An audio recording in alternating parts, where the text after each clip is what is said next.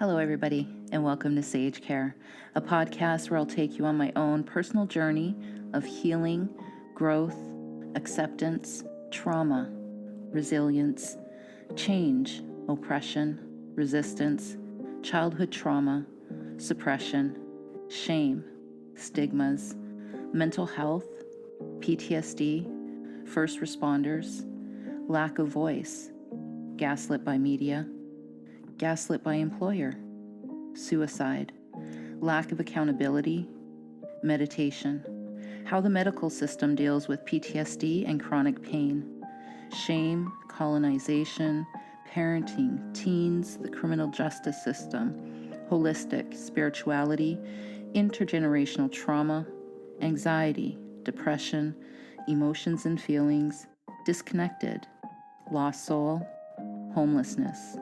And this is just to name a few. I'm your host and creator, Carolyn Royer. Music composed and played by Alexis Brunette Royer.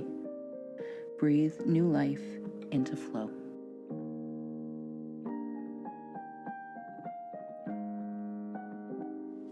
Hello, everybody, and welcome to Sage Care, a podcast where I take you on a journey of healing, growing, self-acceptance, and a whole lot of exploration.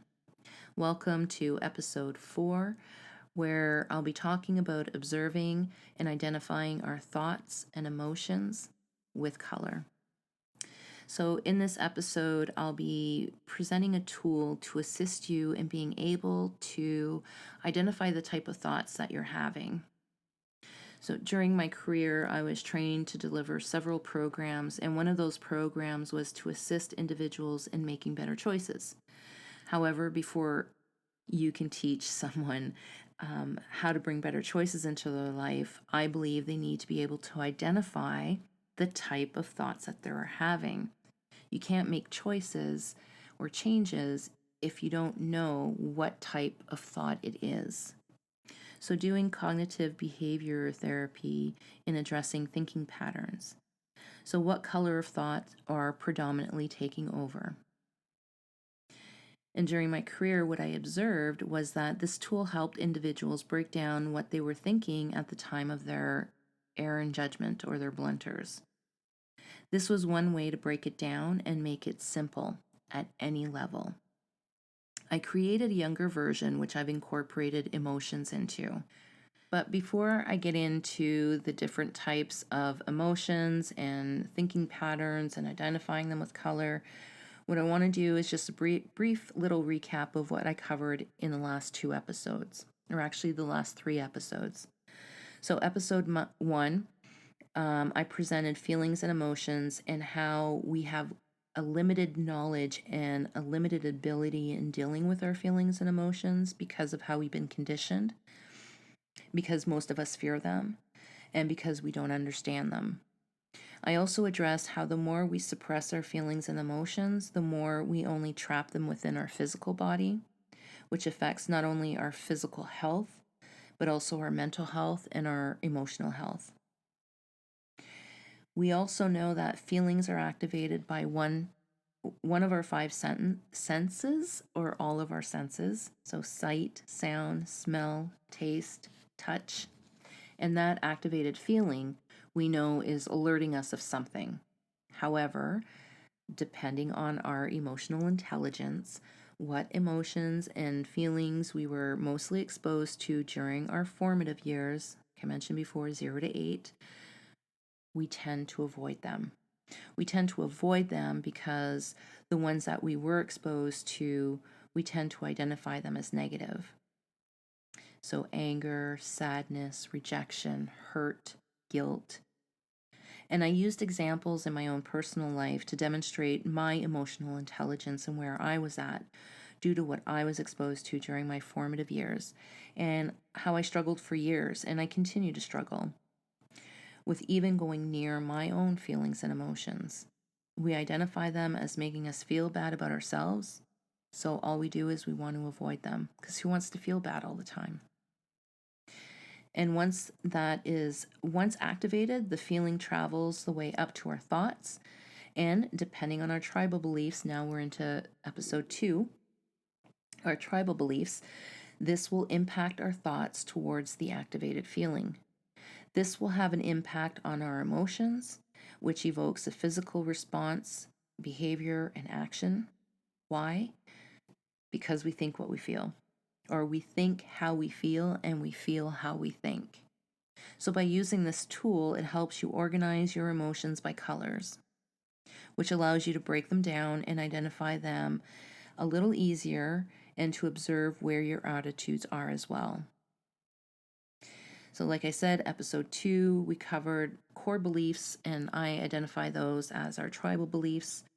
I define tribal beliefs as a collection of beliefs introduced in our formative years through our familial environment that we have accepted to be the truth and to be real. I presented an exercise that I created for myself to identify my own tribal beliefs, which I use during my meditation practice. It's by identifying our tribal beliefs that we have inherited from our families that we can decide what we want to keep as a belief and what we want to discard. We don't realize how we internalize our tribal beliefs to the point where they become so deeply rooted, we end up being trapped in our own emotional prison, not knowing how to escape it, and not knowing why we're behaving in certain ways as well, because sometimes they're so deeply rooted that we don't realize how our self-worth has been identified with it. So when we examine our tribal beliefs, we are able to examine where our beliefs originated from, and we have the control to decide which beliefs we want to hold on to and which ones we want to let go. And not just let go intellectually, but let go physically as well. There's a dual combination there. So we know that our feelings are activated. That activated feeling travels to our thoughts. Our tribal beliefs impact our thoughts. Our thoughts impact our emotions. Therefore, I am in control of my emotions since I'm the only one in charge of my thoughts. So I think that pretty much sums up what I covered in the last couple episodes. In episode 3, I did the what is meditation, because I talk about it so much throughout my podcast that I think it's important to present what I'm talking about. So now we're going to get into how can we identify our thinking pattern through color. So let's take a look. So what are our thoughts and our beliefs? Our thoughts are mental cognitions. We went over that. There are ideas, there are opinions and beliefs about ourselves and about the world around us. Our thoughts are shaped by our life experiences, our genetics, and education. They are generally under conscious control. Not always. We talked about that a little bit. So in other words, if you are aware of your thoughts and attitudes, you can choose to change them. So again, remember what I presented in episode 1. The only ones who can control our thoughts and our feelings are ourselves. So how to identify our type of thinking or attitudes, emotions with colors? What does identifying our thoughts or attitudes or emotions with color, what does that assist me with? What does that give me exactly? So I believe that being able to identify them by color allows us to identify what type of thinking or emotion we're having. And by being aware, by knowing what type of attitude or emotion we're having, this allows us to choose what type of attitude, emotion that you would like to have or that you would like to bring to yourself. So there's 4 colors and 4 categories of attitude emotions. And just to remember, just a little reminder here, just because we have a thought and just because we have a belief does not make them true. Just because I believe in something doesn't make it true. So the first color that I'm going to present to you is green. So what does green represent? So a green way of thinking, the attitude becomes I count, you count, and everybody counts. So you're willing to do compromises with others, but you're not willing to compromise yourself. Right? So you have respect and compassion for yourself, which then reflects to respect and compassion towards others. take responsibility for their words, their actions, their behavior without projecting it onto other people. So without gaslighting other people or making other people feel guilty for how you feel. Learns from their mistakes. By taking responsibility of our mistakes, we look at what went well, what did not go well, and how I would like to see it the next time. By taking responsibility for our actions and owning them, we show our children how to problem solve. But mostly that we also make mistakes. And it's okay when you make mistakes, it's what you do with that mistake. And when you do make a mistake, this is how you address it head on. And not all of us were taught that. Willing to communicate openly, respectfully, which includes listening openly and respectfully. Willing to apologize when mistakes are made and find compromise for a resolution.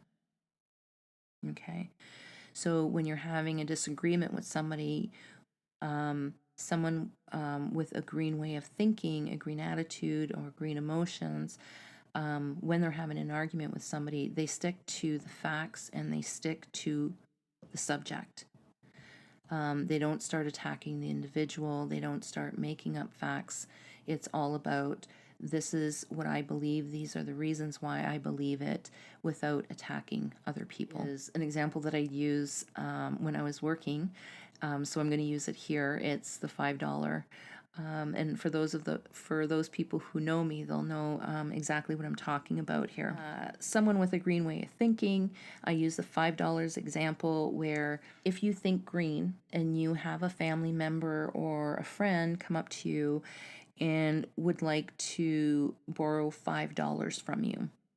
So someone who thinks green, the things that you'll be asking yourself is, well, first of all, do I have $5? So if I don't have it, like, there's no point in asking to borrow it. Is it my last $5? If it's my last $5 and I need to buy bread and milk for my kids, I'll have to decline. Have I lent money to this person before? Have they paid me back? So you are willing to lend out the $5, but the question becomes, is it going to put you out? If it was your last $5 and you needed to buy something, I would say, sorry, I can't do it at this time. The other thing that we look at for green, I mentioned this a little earlier, is emotions. Now, the emotions that I put in green are happy, confident, satisfied, joyful, hopeful, and love. So those are the emotions that I added into the color green. Now next, what I'll be looking at is red. I'll present to you the color red, and what does that represent? So when we have a red way of thinking, the attitude becomes, I count, but you don't count, and nobody else counts. I always come first, no matter what, and I don't care how that impacts you or anybody else around me.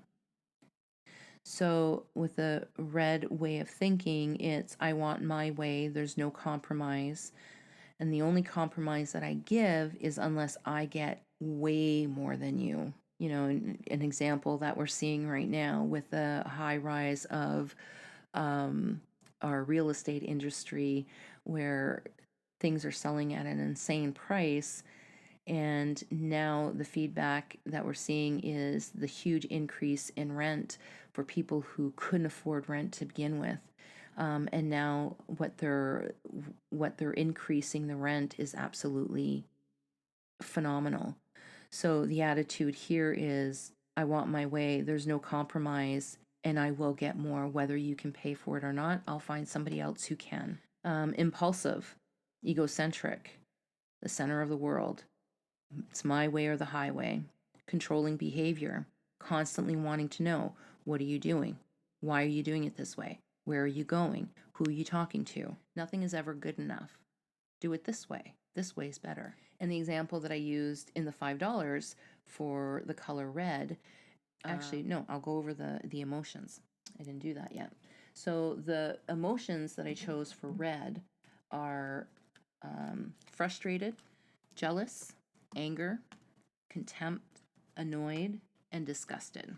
And the $5 example that I use for this one is somebody wants to borrow $5 from you. If they're a red way of thinking, they don't care if it's your last $5. They don't want to hear about it. It's just, I want $5, give it to me.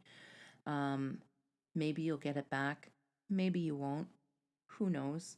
So a person with a red way of thinking, it really is about meeting their own needs first all of the time, regardless of how it impacts people around them. And then we have the third color, blue. Blue is I don't count, you count, everyone else counts before me. And I mean everybody else counts before them. They'll almost always take everybody else's need before their own until they're absolutely depleted. And even then, they'll keep trying to go. So I'll give you what you want at any expense. So reds really like the blue because blue is just willing to give them the $5. They don't even have to fight for it. Red could just say, I need $5, and blue will say, here you go. They're a people pleaser. They don't like conflict. They like people getting along, and that's why they're people pleasers as well. Because if I give you what you want, then everybody's going to get along. But then you can't do that because then everybody else around you wants what they want as well, and you can't please everybody, right? So then you'll find somebody who's blue who might feel that they're being pulled in various directions. So really a lack of boundaries, always has excuses because they put their expectations too high. They put others' needs in front of their own, and they'll go out of their way. I already said that, to please other people. And the $5 example is you can barely get it out of your mouth. Can I borrow? And they'll be, yes, here you go. No boundaries, no when will you pay me back? It's just, they just want to make you happy. And the fourth color that we have here is purple. And that one is I don't count, you don't count, and nobody counts. Oh, actually, no. Back to blue here, because I forgot to give the emotions for blue. I apologize for that. So we have sad, anxious, fear, lonely, really sad, and shame. So those are the emotions I have for blue. Okay, and now purple. And the color purple is I don't count, you don't count, nobody counts. So this is I do what I want, you do what you want, I don't care. They're miserable, they're pessimists, it's doom, it's gloom, the world sucks, and so do I, and so does everybody else, and nothing's ever done right, I don't care.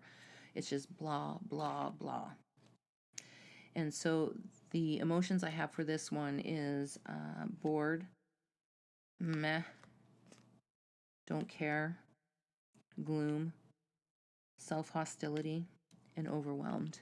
So then the question I would ask is, where do you want to be? One way to start making changes to how we think is to pay attention to our thoughts. And we can do that through meditation, like I presented in episode 3. So allowing yourself, giving yourself permission to just sit and observe your thoughts without attaching yourself to them, without judging them, just observing them, observing what comes up. What are the themes? What are the words that keep coming up for you? What patterns are you noticing coming up in your thoughts?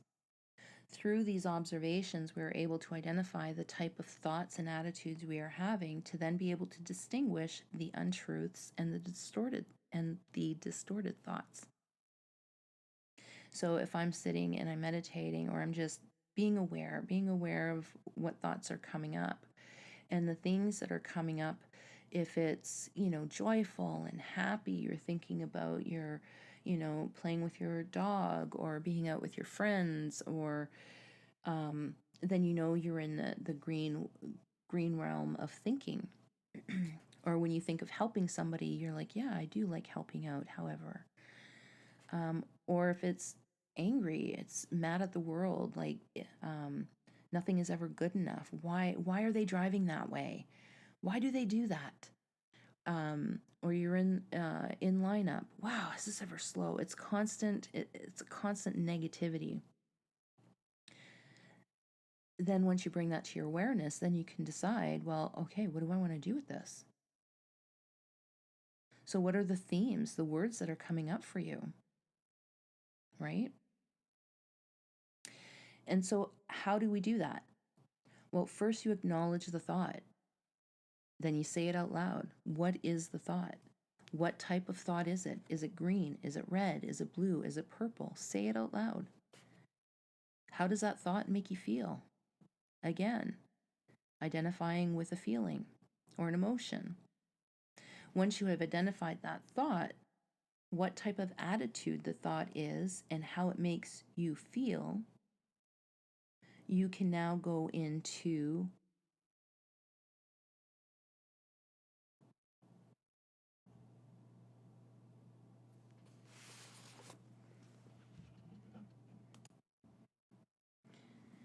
and how do we do that? First, what you need to do is acknowledge the thought. Say it. Say it out loud. And what type of thought is it? Identify it. Is it green? Is it red? Is it blue? Is it purple? And how does it make you feel? Bring it back to the emotion. And ask yourself, how do I want to feel? How do I want to think? Once you have identified the thought and what type of attitude the thought is and how it makes you feel, now you make a choice. And the choice is yours, nobody else's. Thank you, everybody, for tuning in. I hope you enjoyed this episode. Please feel free to leave comments, suggestions, improvements, what you enjoyed, what you'd like to see different. I'd love to hear from you. Thank you from Pembroke, Canada. Cheers. And don't forget to check out my webpage at saijecare.ca, SAIJECARE.ca. And there's a video link attached for this podcast as well. And in the video, I actually show you the poster of the colors so that you can see a visual of it as well. Stay tuned, and we'll talk to you soon. Cheers.